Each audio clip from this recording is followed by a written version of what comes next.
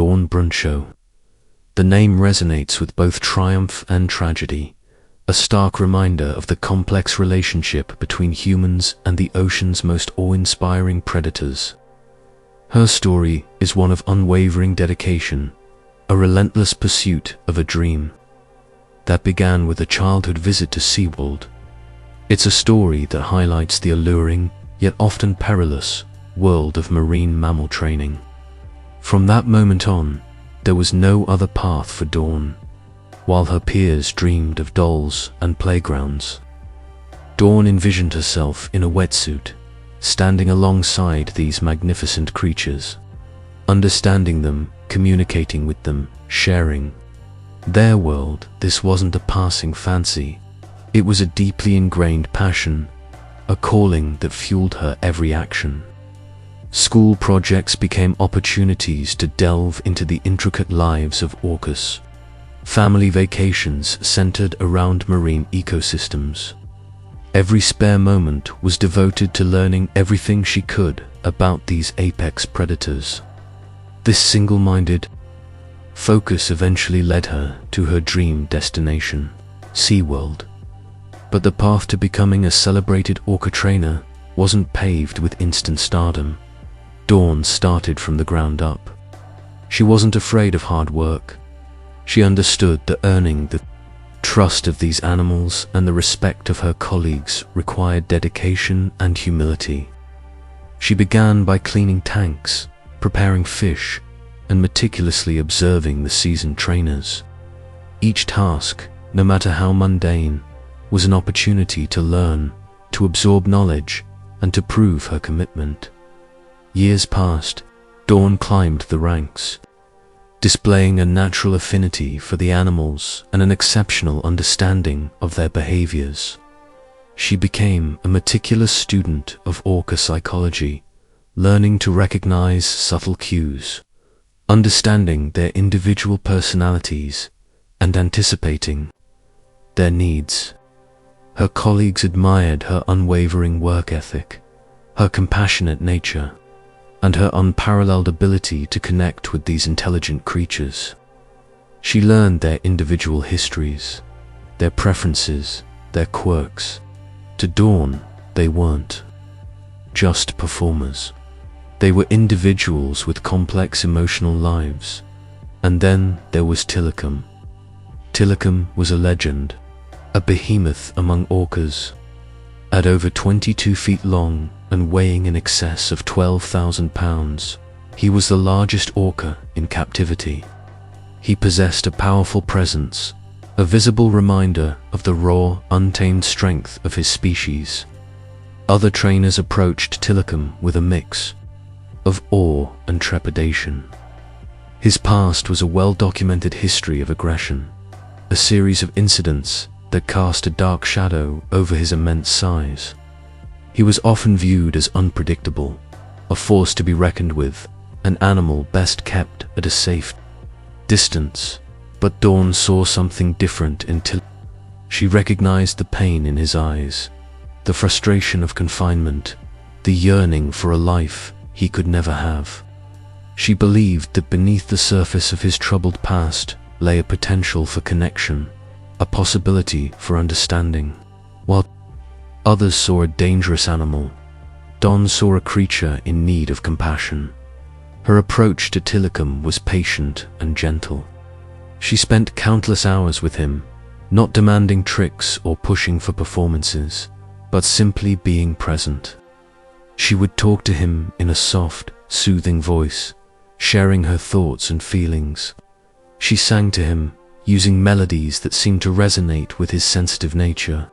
She offered him gentle touches, building a foundation of trust, one interaction at a time. She studied his behavior intently, looking for signs of distress or discomfort, trying to understand his perspective.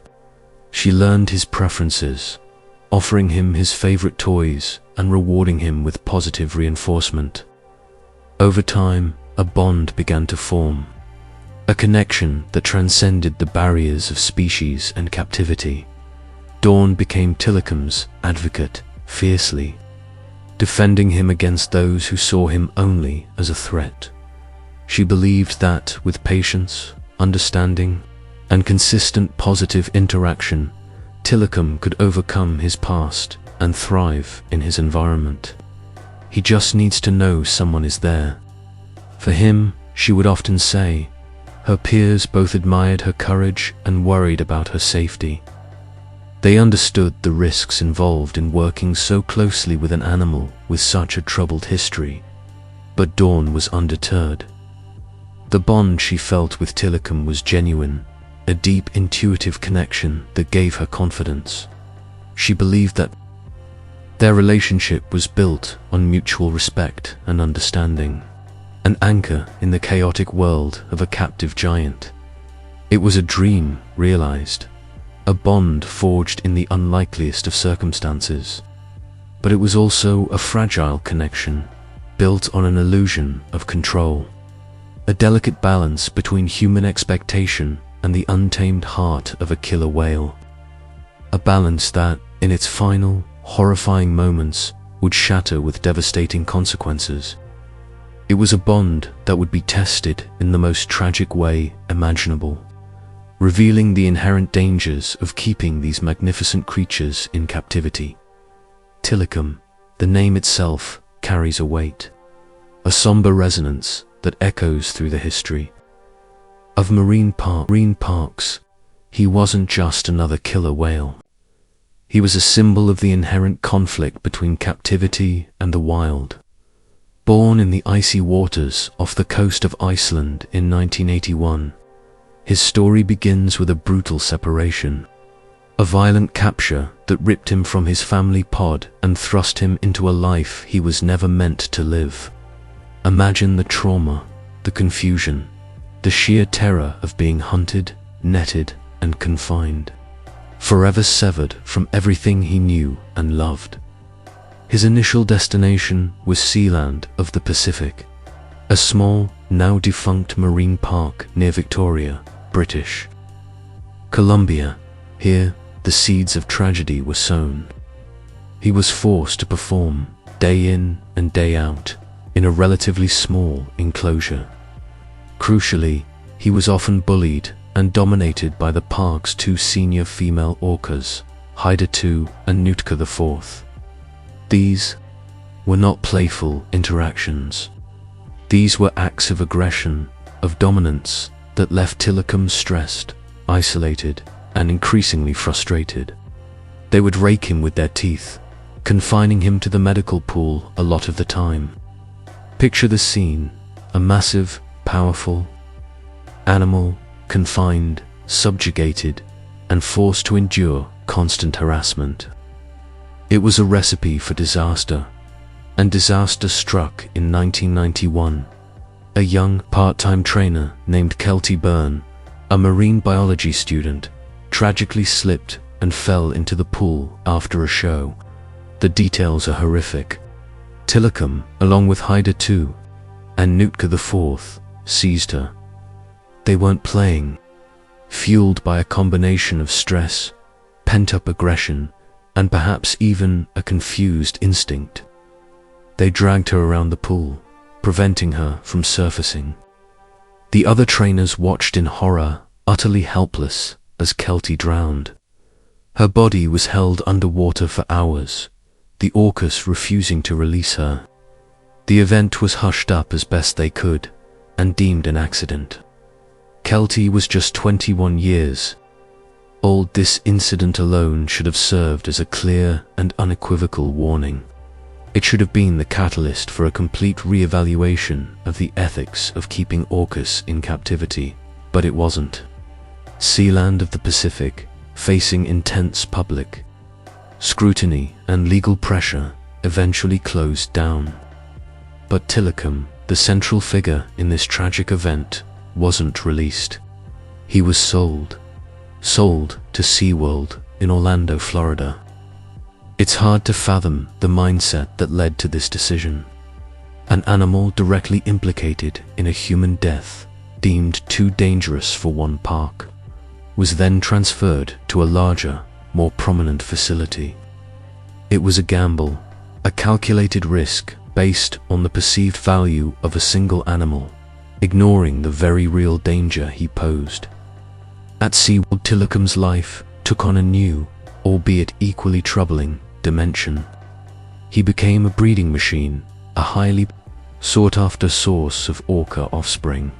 His sperm was used to artificially inseminate numerous female orcas, contributing to a significant portion of SeaWorld's captive population.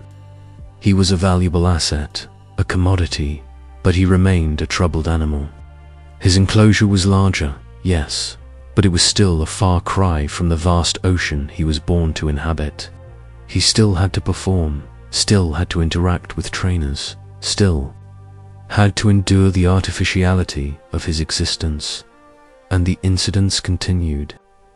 In 1999, a man named Daniel Dukes snuck into SeaWorld after hours. The exact circumstances remain murky, but the following morning he was found dead, draped over Tilikum's back, naked and badly mauled. SeaWorld claimed it was a drowning, that Dukes had perhaps suffered a heart attack and fallen into the pool. But the autopsy revealed extensive injuries, clear evidence of interaction with the whale. Again, Tilikum was implicated in a human death. These weren't isolated incidents. These were patterns, red flags that were consistently ignored or downplayed. The inherent dangers of keeping a wild, powerful animal in captivity were laid bare, time and time again, yet the show went on. Why? Because Tilikum was profitable. He was a star attraction, a breeding bull, a source of revenue. The potential risks were simply outweighed by the perceived financial benefits. Internal memos and trainer accounts, many of which came to light after Brancheau's death, paint a disturbing picture of a park that prioritized performance over safety. There were whispers of Tilikum's possessive behavior, his refusal to release objects, his occasional aggression. There were near misses, close calls that were brushed aside as orca mood swings. The Dine with Shamu show, where trainers interacted closely with the whales in a partially submerged environment, became a point of contention. It was a violation of previous safety protocols, a risky gamble that was justified in the name of entertainment.